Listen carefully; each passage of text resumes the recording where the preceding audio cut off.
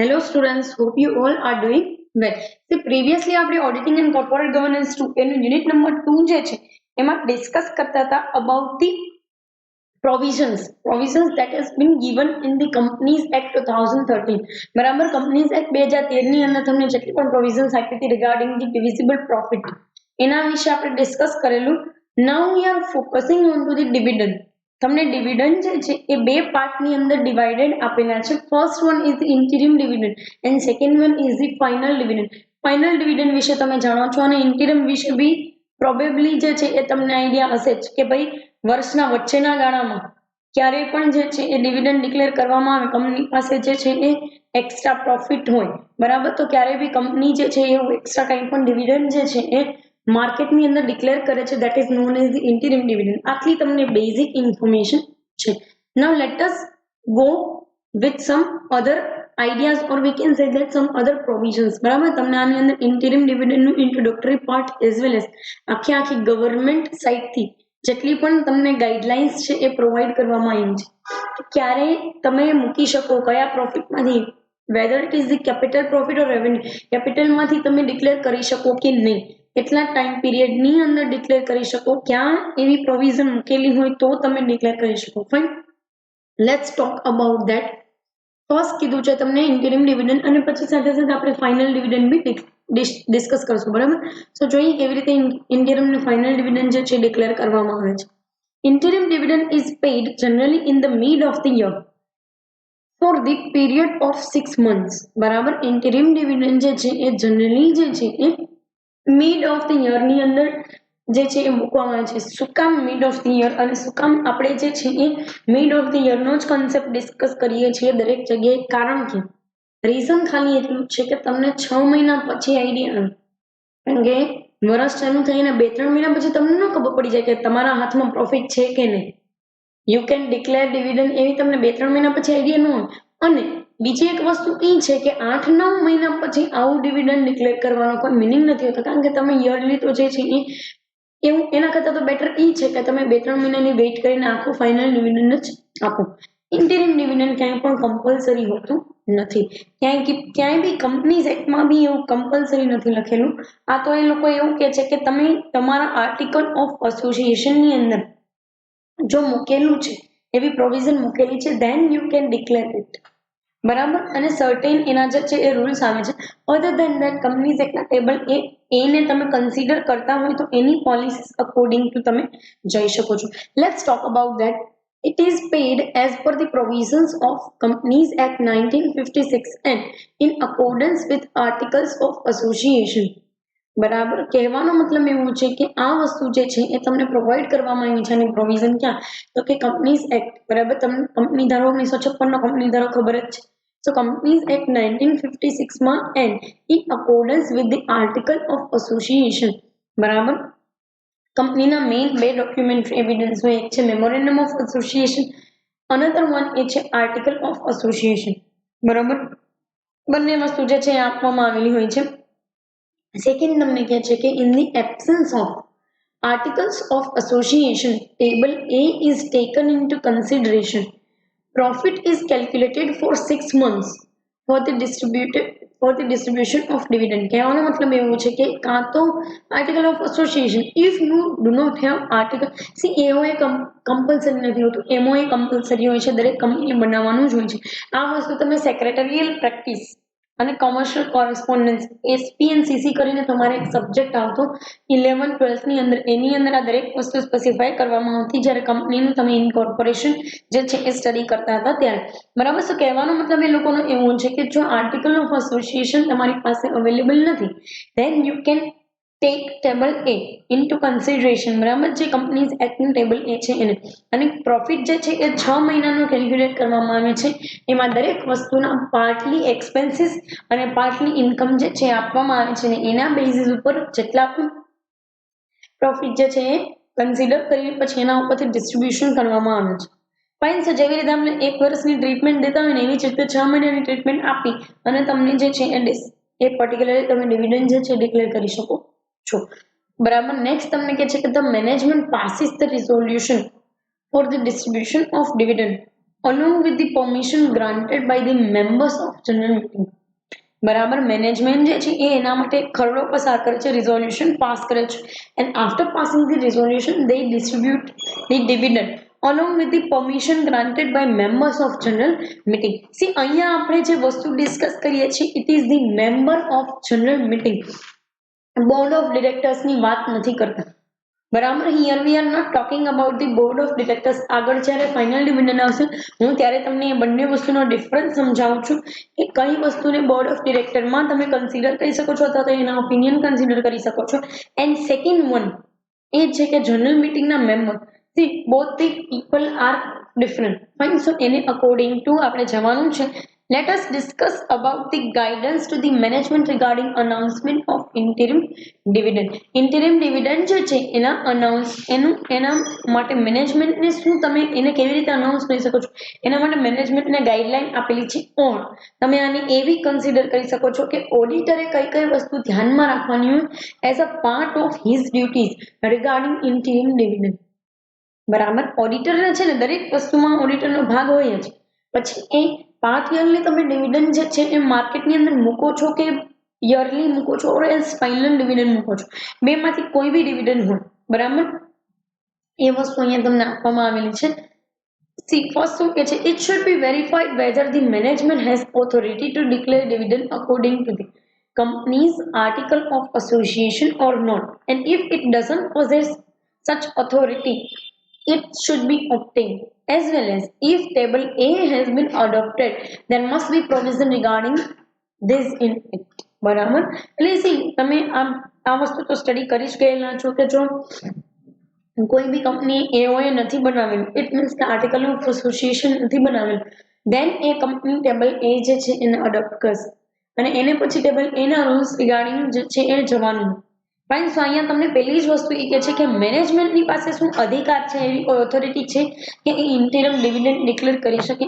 If yes અને એ બી article of એસોસિએશનમાં provision છે તો ઇફ યસ પણ આર્ટિકલ ઓફ એસોસિએશન જ નથી તો તમારે ટેબલ એ જે છે એ જોવું પડશે કે ટેબલ એ ની અંદર એવી ડ્યુટીઝ જે છે આપવામાં આવેલી છે કે એવી ઓથોરિટીઝ જે છે આપવામાં આવેલી છે કે નહીં. And if it is there in the table એ તો તમે એને અડોપ્ટ કરી શકો છો અને અડોપ્ટ કરીને આગળ જે છે લઈ જઈ શકો છો. સેકન્ડ તમને કીધું છે કે after preparing interim accounts of the company profit of the period should be calculated. While calculating such profit, depreciation, bad debt reserve, interest adjustment should be kept in mind. કહેવાનો મતલબ એનો ખાલી એટલો જ છે કે તમે જો ઇન્ટિરિમ ડિવિડન્ડ માટેના અકાઉન્ટ્સ પ્રિપેર કરો છો then it must be probably part yearly, yes or no. બરાબર. તમે હાફ યરના જે છે એ અકાઉન્ટ પ્રિપેર કરતા હશો and if you are preparing the accounts of half yearly, બરાબર, હાફ યરલી તમે સ્ટેટમેન્ટ પ્રિપેર કરો છો તો પછી એમાં ડેપ્રિસિએશન મેં તમને કીધું એમ દેવું પડે, બેડ ડેટ રિઝર્વ, ઇન્ટરેસ્ટ ને રિલેટેડ એડજસ્ટમેન્ટ, કોઈ ઇન્કમ આવી છે તો એને રિલેટેડ એડજસ્ટમેન્ટ જે છે એ તમારે લેવાના છે. It should be considered then whether the amount of profit is enough for announcement of interim dividend. બરાબર. પહેલી જ વસ્તુ તો તમારે ઈ જોવી પડે આફ્ટર કેલ્ક્યુલેટિંગ ધી પ્રોફિટ. તમે પ્રોફિટ કેલ્ક્યુલેટ કરો છો પછી પહેલી જ વસ્તુ ઈ જોવી પડે કે શું આ પ્રોફિટ ઇનફ છે માર્કેટની અંદર ઇન્ટિરિમ ડિવિડન્ડ જે છે એ ડિક્લેર કરવા માટે. If yes then you can go for it and if no then you cannot go for such things. બરાબર. તો તમે એના માટે જઈ શકો એમ જો નહીં. રાઈટ. તો એ એક વસ્તુ જે છે આની અંદર આપેલી છે. નેક્સ્ટ તમને કહે છે કે if management wants to use the amount of profit in the development activities and if sufficient possibility of profit is not seen the time afterwards it is not advisable to announce interim dividend. એટલે કહેવાનો મતલબ એવો છે કે જો મેનેજમેન્ટની એવી ઈચ્છા હોય કે ભાઈ આપણે આ જેટલો બી પ્રોફિટ જનરેટ થયો છે એને આપણે ડેવલપમેન્ટ જે છે એની અંદર નાખવો છે, ડેવલપમેન્ટ એક્ટિવિટી એટલે અલ્ટિમેટલી કે તમારા બિઝનેસની એક્સપાન્શનની અંદર તમારે નાખવો છે. બરાબર. તો in that particular case you can not go for the interim dividend કારણ કે પછી એક વખત તમે ડેવલપમેન્ટ એક્ટિવિટીમાં પૈસા નાખી દો ને તો તમારો હાફ યરનો બાકીનો પ્રોફિટ હોય પ્રોબેબલી તમને એટલો જનરેટ ન થાય જેટલો તમે એક્સપેક્ટ કરતા હોય. બરાબર. તો આવી સિચ્યુએશનની અંદર બેટર એ વસ્તુ છે કે તમે ઇન્ટરિમ ડિવિડન્ડ જે છે અનાઉન્સ ન કરો. અને આ કોઈ કમ્પલ્સન તો છે નહીં કંપની ઉપર, બરાબર, કે જે તમે એક વખત જે એ કહી દીધું કે અમે ઇન્ટરિમ ડિવિડન્ડ આપશું તો તમારે દર વર્ષે આપવું પડે. એક વખત તમે આપ્યું અને હવે તમારાથી પોસિબલ નથી અને તમે એ વસ્તુ માટે જઈ શકો એમ છો નહીં, બરાબર, એફર્ટ કરી શકો એમ છો નહીં, then you can probably go for other activities, બરાબર, તમે ડેવલપમેન્ટની અંદર પૈસા નાખી શકો છો. નેક્સ્ટ જો શું કે છે, if interim dividend has been announced in the past years, its rate accounts of that time economic situation of business at that time should be taken into consideration, so that while taking the decisions in present, past experience will provide proper guidance. બરાબર. તો interim dividend જે છે એ તમે ક્યારેક past ની અંદર જે છે એ ડિક્લેર કરેલું હોય તો પહેલા તો તમારે એનો રેટ જોવો પડે, બરાબર. એ ટાઈમ પીરિયડની અંદર અકાઉન્ટ શું હતું, આપણી ઇકોનોમિક પોઝિશન શું હતી, બિઝનેસ જે છે એ કેવો ચાલતો હતો, આપણે એ દરેક વસ્તુ તમારે કન્સિડરેશનની અંદર લેવી પડે. And then you can particularly past experience પરથી તમે જે છે અત્યારે પ્રેઝન્ટના ડિસિઝન લઈ શકો છો અને પછી જે છે એ આગળ તમે એને ગાઈડન્સ પ્રોવાઈડ કરી એઝ એન ઓડિટર તમે એ લોકોને ઇન્ટરિમ ડિવિડન્ડ માટે જે છે એ જઈ શકે એવું કહી શકો છો. મીન્સ એ એક વસ્તુ જે છે અહીંયા કીધેલી છે. નેક્સ્ટ કે છે the profit during the remaining period of the year should be estimated. મેં તમને પહેલા જ કીધું કે રિમેનિંગ યર એટલે કે રિમેનિંગ ટાઈમ પીરિયડ જે કંઈ પણ પાછળનો 6 મહિનાનો ટાઈમ પીરિયડ છે એના માટે તમારે એસ્ટિમેટ કરી લેવો પડે પ્રોફિટ, કે પ્રોફિટ થશે. If it is not there then it is really critical situation. એવું નથી જો બનતું તો પછી એ ક્રિટિકલ સિચ્યુએશન છે, બરાબર. there would be no question if the condition of the interim is going to prevail all the year, બરાબર. જો આ ઇન્ટરિમ જે છે એ પ્રમાણેની જ કન્ડિશન જે છે એ આખા વર્ષની અંદર રહેવાની હોય એવું તમને લાગે છે એસ્ટિમેશન ઉપરથી, બરાબર, તો કોઈ પ્રશ્ન નથી. પણ એવું જો ન થાય તો શું કરવાનું, બરાબર. સો એ એક વસ્તુ કીધેલી છે. But suppose if the business is seasonal like warm cloth, raincoat, umbrella etc, and after preparing interim accounts the business season comes in other times, there would be no business. કહેવાનો મતલબ એવો છે કે માની લો કે તમારો બિઝનેસ સિઝનલ છે, બરાબર, તમે કોઈ એવી વસ્તુ બનાવો છો કે જે પર્ટિક્યુલર સિઝનની અંદર જ ચાલવાની છે, તો ઇન ધેટ પર્ટિક્યુલર કેસ જ્યારે સિઝન જતી રહી ત્યારે તમને ક્યાંય પછી બિઝનેસ ન થાય તો એવા કેસની અંદર છે ને તમારે ઇન્ટરિમ ડિવિડન્ડનું માની વાળવાનું, બરાબર, એ વિચારવાનું નહીં. સો the earning of all 12 months is already included in the interim calculation of profit. અથવા તો તમે જો ઇન્ટરિમ ડિવિડન્ડ કે ફાઇનલ ડિવિડન્ડ બેમાંથી એક જો તમે આપવાના તો બધી જ અમાઉન્ટ જે છે એ આખા 12 મહિનાની ઇન્ટરિમ ડિવિડન્ડમાં આવી છે. હવે પછી તમને પ્રોફિટ જનરેટ થવાનું નથી. Once the season is over, એક વખત સીઝન પતી ગઈ પછી તમને પ્રોફિટ એના નામે તો કઈ જનરેટ નહીં જ થાય. ફાઇન. સો એ એક વસ્તુ જે છે એ કીધેલી છે. નેક્સ્ટ જોઈએ શું કે છે, therefore there is no question of earning profit during that time. Instead, earned profit will be used for expenses. So in these circumstances, recommendation for the distribution of interim dividend will prove dangerous. કહેવાનો મતલબ મેં તમને હમણાં જ કીધું એ જ પ્રમાણે છે કે આની જો સિચ્યુએશન હોય, સિઝનલ બિઝનેસ હોય, તો પછી પ્રશ્ન જ ઊભો નથી થતો કે આપણે પ્રોફિટ જે છે એને ક્યાંય નાખીએ, અને પ્રોફિટ આપણને જે કંઈ પણ પ્રોફિટ અર્ન થાય છે એને તો આપણે એક્સપેન્સીસ પે કરવામાં યુઝ કરશું.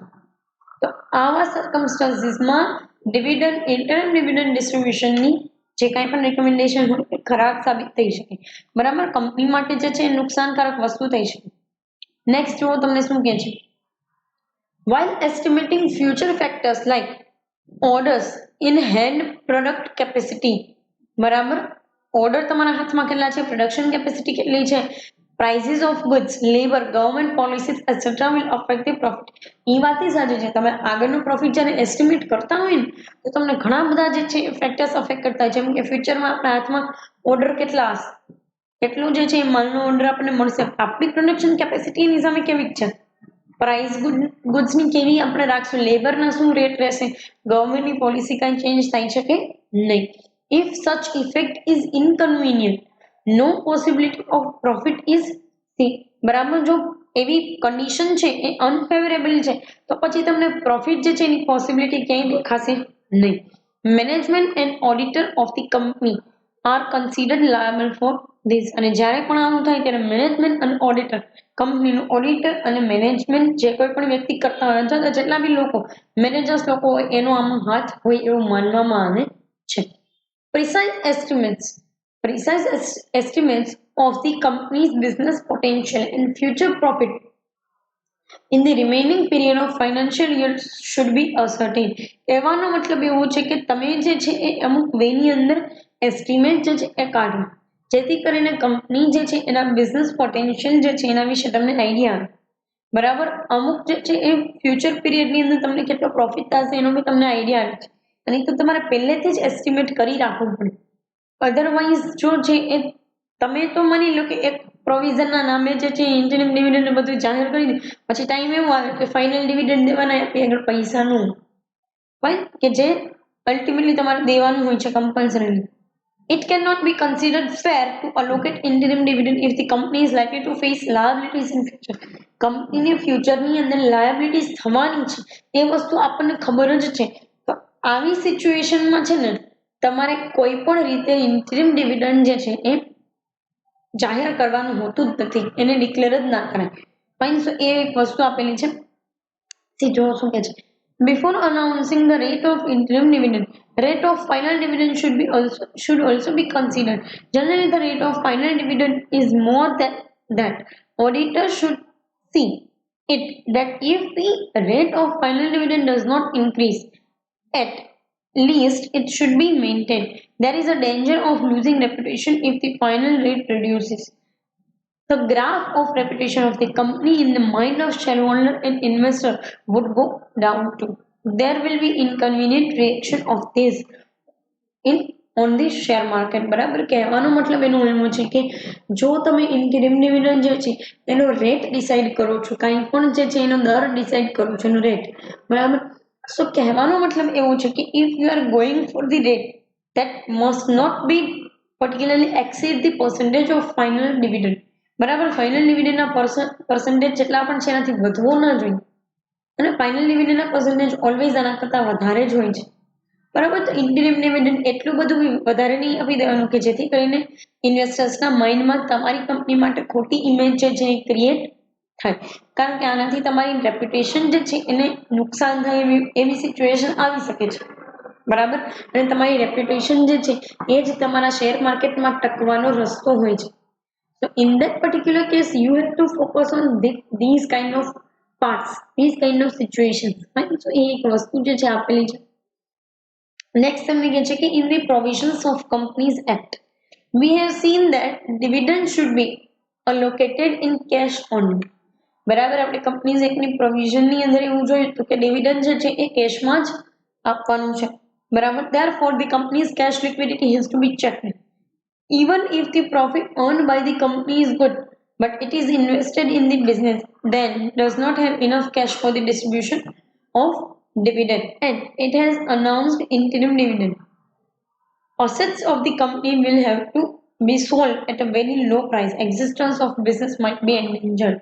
કહેવાનો મતલબ એવો છે કે કંપનીઝ એક્ટની અંદર આપણને તો એવી પ્રોવિઝન આપી દીધી કે ભાઈ કેશમાં જ તમારે ડિવિડન્ડ જે છે એ દેવાનું. હવે પ્રશ્ન ન્યા ઊભો થાય છે કે એના માટે તમારે તમારી કેશ લિક્વિડિટી ચેક કરવી પડે.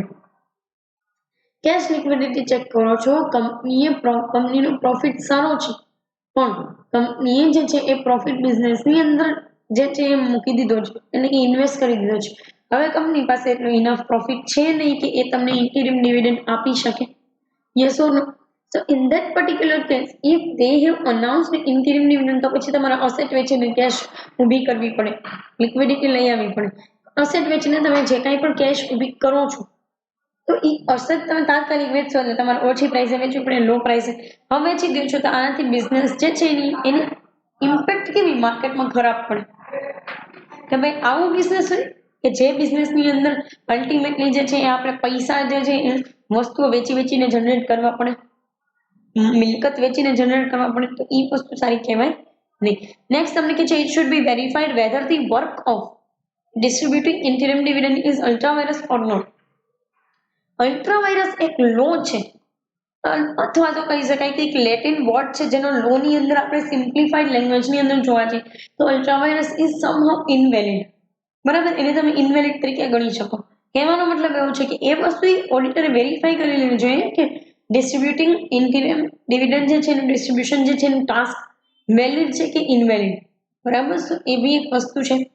નેક્સ્ટ તમને કહે છે on the basis of the statement of inward and outward cash if it is seen that as well as if the management decides to distribute interim dividend on the basis of such increase of cash, but this is a serious mistake. કહેવાનો મતલબ એવો છે કે cache ની અંદર ઇન્ક્રીઝમાં તમે inward outward cache નું જુઓ છો અને કેશ ની અંદર વધારો છે એના બેસિસ ઉપર તમે જો ઇન્ટરિમ ડિવિડન્ડ ડિક્લેર કરતા હોય તો it is a biggest blunder ever, કારણ કે આગળ તમે જોશો કે કેશ વધારે હોય તો એ શું કામ વધારે હોય છે.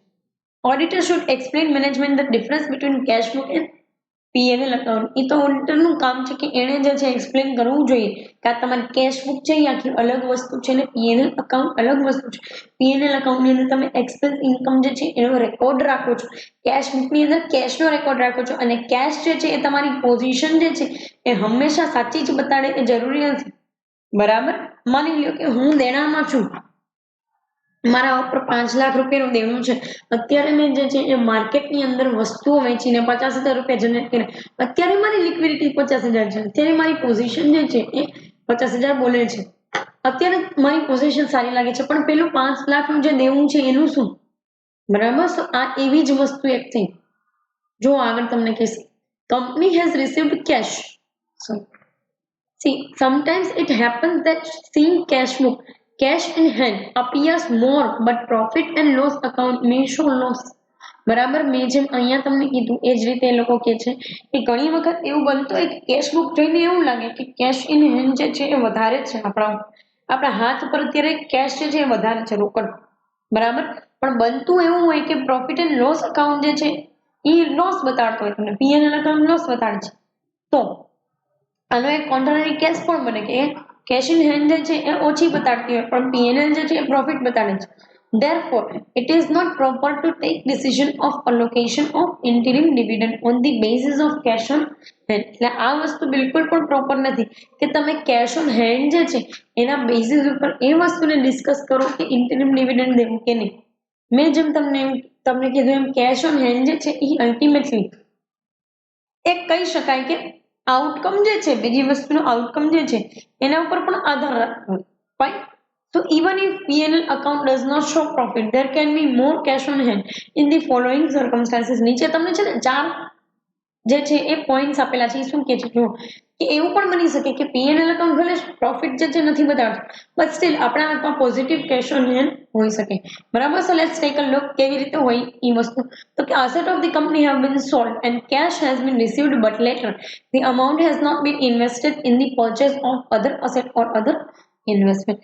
કહેવાનો મતલબ એમ છે કે તમે તમારી કંપની જે છે મિલકત વેચો છો, બરાબર, તમે માર્કેટની અંદર એ વસ્તુ જે છે એની મિલકત તમે વેચી નાખી. હવે પ્રશ્ન એવો છે કે તમે એ મિલકત વેચ્યા પછીનો કેશ જેટલી તમારા હાથમાં એવી રીઇન્વેસ્ટ નથી કરી ક્યાંય પણ તમારા બિઝનેસની અંદર, અથવા તો બીજી કોઈ અસેટ જે છે એના બેઝિસ ઉપર પરચેસ નથી કરી. ફાઇન. સો એ એક વસ્તુ છે. સેકન્ડ તમને કહે છે કે even if the purchase of goods is done on the cash basis, if such purchase has been due on credit in the current year and its amount has not been paid. બરાબર, તમે જે છે કોઈ પણ વસ્તુનો માલ જે છે ક્રેડિટ પર લીધો છે ને હજી એ વસ્તુના પૈસા તમે પે નથી કર્યા, ઇન ધેટ પર્ટિક્યુલર કેસ તમારા હાથમાં અત્યારે કેશ ઓન હેન્ડ બતાય છે બટ અલ્ટિમેટલી તો એ તમારું દેવું છે ને, કારણ કે તમારે ક્યારેક ને ક્યારેક તો પૈસા દેવા પડશે ને, કોઈ તમને મફતમાં તો નહીં દે. ફાઇન. સો એ એક વસ્તુ આપેલી છે. Next કે છે company has received cash by issuing debentures but it has not been invested in any other form. કહેવાનો મતલબ એવો છે કે કંપનીને કેશ રિસીવ થયા છે ડિબેન્ચર ઇશ્યુ કર્યા પછી, હવે કંપનીએ એ પૈસા બીજે ક્યાંય ઇન્વેસ્ટ નથી કર્યા તો એ શું ગણાશે તો કે કેશ ઓન હેન્ડ, બરાબર. તો એ કેશ ઓન હેન્ડ વધારે બતાવી, કેશ તો તમારા હાથમાં વધારે બતાવી. If company has borrowed money in order to follow the plans of development in future but that money has not been used still, કંપનીએ અમુક પૈસા જે છે એ સાઈડમાં મૂક્યા હતા કે આપણે ફ્યુચરની અંદર એક્સપાન્શનરી એક્ટિવિટીમાં એ વસ્તુ યુઝ કરશું, પણ એ વસ્તુના લીધે પૈસા જે છે એ હજુ યુઝ નથી કર્યા, તમે અલ્ટિમેટલી જે છે પૈસા યુઝ નથી કર્યા, તો એ તમારા હાથમાં જઈશે હજી રોકડા, બરાબર. સો એ એક વસ્તુ આપેલી છે. નેક્સ્ટ જો તમને લાસ્ટ પોઈન્ટ છે શું કે છે, તો કે the profit and loss account shows profit but necessary entries like depreciation, bad debt reserve, interest, etc. have not been posted. As a result, profit seems possible, but in fact, there may not be any profit. બરાબર. In these circumstances, the decision of declaring interim dividend cannot be considered proper. એટલે કહેવાનો મતલબ એવો છે કે P&L account જો profit બતાડે છે પણ કોઈ નેસેસરી એન્ટ્રી વગર, એટલે નેસેસરી એન્ટ્રી આપણે જે મેઇન લેતા હોય ડેપ્રિસિએશન છે, બેડ ડેટ છે, બેડ ડેટ રિઝર્વ છે, કોઈ વસ્તુના ઇન્ટરેસ્ટ હોય, કોઈ વસ્તુના એક્સપેન્સીસ છે, બરાબર, સ્ટેશનરી ફર્નિચરના ને વગેરે, તો એ શું છે, તો પર્ટિક્યુલરલી કહેવાનો મતલબ એવું છે કે આવા એક્સપેન્સ આપ્યા વગર તમારી પાસે જો પ્રોફિટ વધતો હોય તો એ પ્રોફિટ ન કહી શકાય. દેખી તો પ્રોફિટ છે પણ ઓરિજિનલી એ પ્રોફિટ છે નહીં, બરાબર. તો in that particular case you have to consider certain kind of things, બરાબર. તમારે જે છે એ અમુક વસ્તુ જોવી પડે અને ત્યારે તમને આઈડિયા આવે કે ના આ વસ્તુ આ પ્રોફિટ જે છે પ્રોપરલી છે નહીં. Fine. So that is the thing. Particular આપણે જે છે હવે ફાઇનલ ડિવિડન્ડ જોવાનું છે, બરાબર. સી આખા સેશનની અંદર આપણે એક વસ્તુ ડિસ્કસ કરી એ છે ઇન્ટિરિમ ડિવિડન્ડ, અને ઇન્ટિરિમ ડિવિડન્ડ એઝ વેલ એઝ એને રિગાર્ડિંગ જેટલી બી આપણને ગાઈડન્સ આપેલા હતા અથવા તો ઓડિટર્સ જે છે એને શું કરવાનું હોય એ વસ્તુ આપેલી હતી. કમિંગ સેશનની અંદર આપણે ફાઇનલ અથવા તો annual dividend, then comes to duties regarding particularly dividend of an auditor, બરાબર. ઓડિટરની શું ડ્યુટીઝ હોય છે અને એના સિવાય તમને કેસ આપેલો છે એ બી ડિસ્કસ કરશું. સો પર્ટિક્યુલર આ સેશન માટે જે છે અહીંયા સુધી રાખો. Thank you so much.